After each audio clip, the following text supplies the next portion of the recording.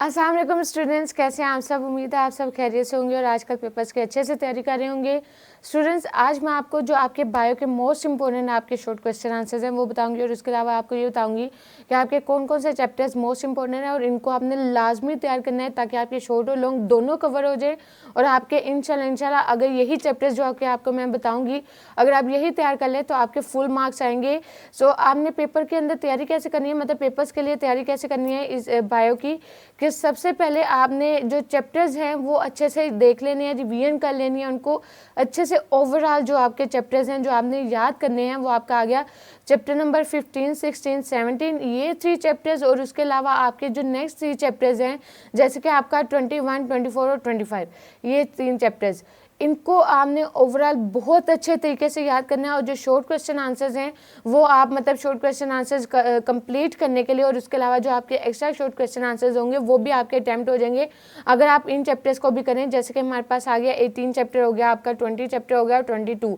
तो ये वो चैप्टर्स हैं जिसमें आपके शॉर्ट और लॉन्ग दोनों कंप्लीट हो रहे हैं। सो आज आपको शॉर्ट क्वेश्चन आंसर्स बताऊंगी कि आपके कौन से most important short question answers कौन से हैं और इनको आपने लाजमी याद करना है। अगर आप चैप्टर्स की रिवीजन नहीं भी कर रहे या आपके पास टाइम इतना नहीं है कि आप उसकी रिवीजन कर सकें, या आपका मतलब आप बहुत कम टाइम रह गया और आपको इतने चैप्टर्स आप नहीं कर पा रहे, तो अगर आप यही शॉर्ट क्वेश्चन जो कि आज आपको बताए जाएंगे, अगर यही शॉर्ट क्वेश्चन आंसर्स आप अच्छे से तैयार कर लें तो आपका तमाम शॉर्ट क्वेश्चन आंसर्स का जितना भी पोर्शन होगा वो सारा कंप्लीट हो जाएगा। सो लेट्स सी, यहाँ पे आपको जैसे कि स्क्रीन पर नजर आ रहा है आपका क्वेश्चन नंबर 1 आ गया, what is lithotripsy, and next one is differentiate between hypotonic and hypotonic environment. Next हमारे पास इसी तरह आ गया, what is extracorporeal and shock wave lithotripsy. Next one is define homeostatic and give its importance. Next one is write the structure formula of the urea and uric acid. Differentiate between ectotherm and endotherm. And next one is हमारे पास इससे आ गया differentiate between hemidialysis and peritoneal dialysis. Next इसी तरह आ गया आपका what are the psychophyte and give two adaptation of xerophyte, what are the xerophytes and give two adaptation of xerophyte. Next इसी तरह आपका आ गया what is the foramen triosseum and how it is found, and next one is what is the axial skeleton. इसी तरह आपके जो बाकी क्वेश्चन आ गए जैसे कि हमारे पास आ गया what are the synovial joint and differentiate between the active and passive flight. Next हमारे पास आ गया रिकेट्स प्रोड्यूस।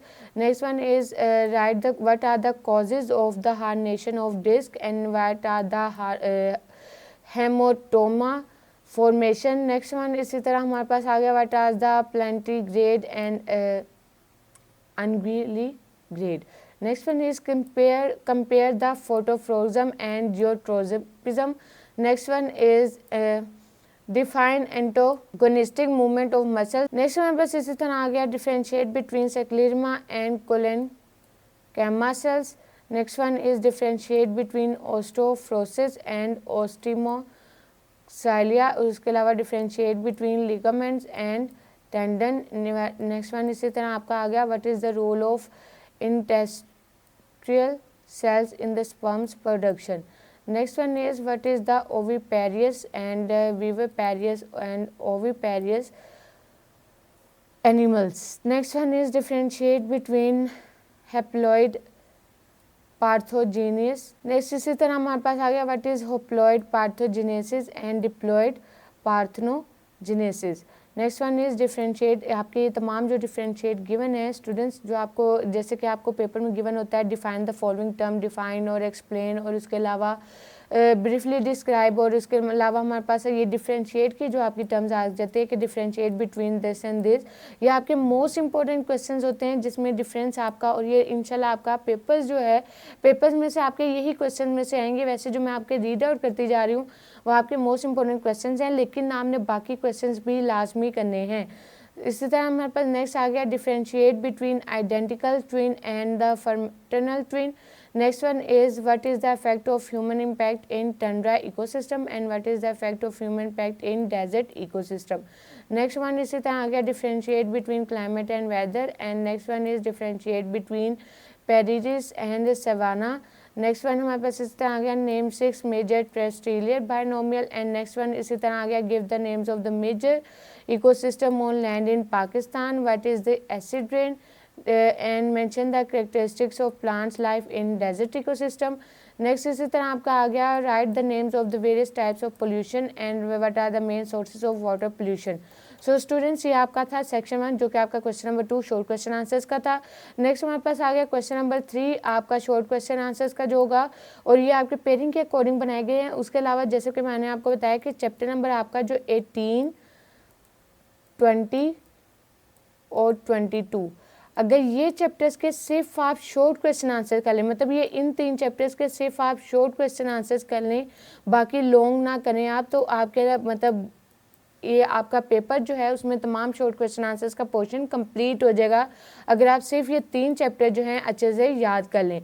और लॉन्ग क्वेश्चन आंसर्स के लिए, शॉर्ट क्वेश्चन आंसर्स के लिए बाकी जो 6 चैप्टर्स मैंने आपको बताए हैं वो भी अच्छे से कीजिएगा। उनको सबसे पहले वो आपने कंप्लीट करना है, चाहे वो एमसीक्यूज के वो अकॉर्डिंग हो गया, शॉर्ट क्वेश्चन आंसर्स के अकॉर्डिंग हो गया, और वाकई आपके लॉन्ग क्वेश्चन आंसर्स के। आपका पूरा पेपर जो है इसमें आपके फुल मार्क्स इंशाल्लाह आएंगे अगर आप यही 6 चैप्टर्स और उसके अलावा ये 3 आपके शॉर्ट क्वेश्चन आंसर्स के लिए अगर आप कर लें तो आपके फुल मार्क्स आएंगे। नेक्स्ट देखिए हमारे पास इस तरह आ गया what is the function of oestrogen and progesterone, and next one is what are the system of Alzheimer disease, and what is the Parkinson disease, and next one is ये भी आपका जैसे कि डिफरेंस आगे सारे differentiate between biorhythm and diurnal rhythm. Next one is differentiate between ethylation and chlorolysis, and next में हमारे पास इसी तरह आ गया what is difference between the active and the resting membrane potential, give two commercial applications of gibberellin. Next हमारे पास इसी तरह आ गया explain the functions of 2 hormones secreted by the islets of Langerhans. Next one is what is the SRY gene and SRY gene and how it is transferred. Next one is what do you know about the hypophosphatic rickets. Next one is what is the test cross and give its uses. उसके अलावा why the Mendel suggests this cross. Next one is define the law of Mendel and explain difference between incomplete dominance and co-dominance.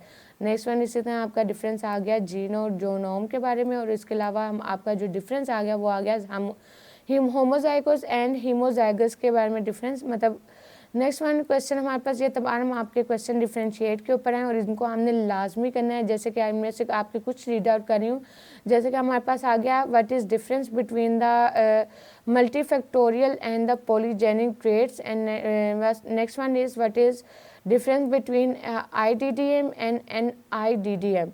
Next one is a difference between the dominant traits and recessive traits.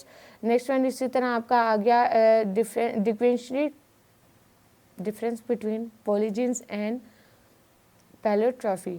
Next इसी तरह आपका आ गया what is the gene farming and what is the gene therapy, और इसके अलावा what is mean by cloning, यह आपका आ गया। इसी तरह नेक्स्ट हमारे पास आ गया what is the genome and genomic library and what is the role of molecular carrier the vector.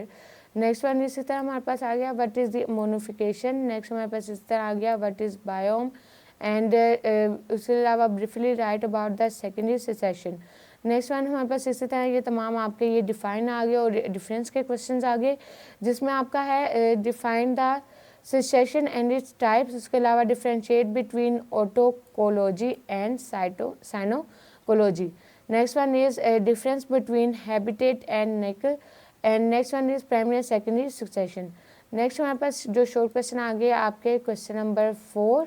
Question number 4 आपका आ गया, इसमें जो आपके पेयरिंग के according short question answer important है वो आपके आगे what do you mean by the open growth, and next one is what is the gastrocoel and from which germs layers it is originated. Next one, what do you mean by the lateral meristem?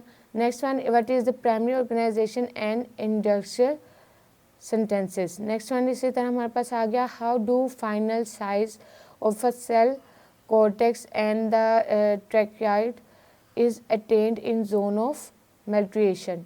Next इसी तरह आ गया what is the semi conservation replication of DNA. Next one is what is transformation and what is transformation and what is translation and what are the mutagens.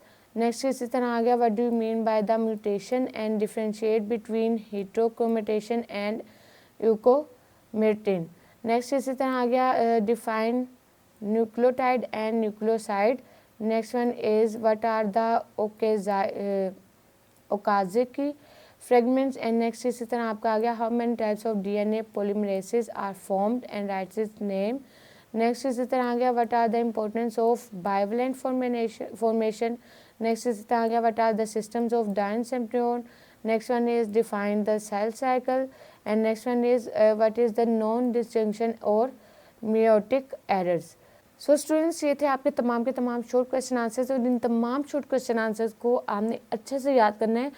सो हमने papers की तैयारी कैसे करनी है, जो आपको फिर सबसे पहले चैप्टर्स बताए गए, आपने वो चैप्टर्स करने हैं। अगर वो चैप्टर्स के अंदर चैप्टर्स को अच्छे से रिवाइज करना है, फुल कंप्लीट आपने चैप्टर्स याद करने हैं।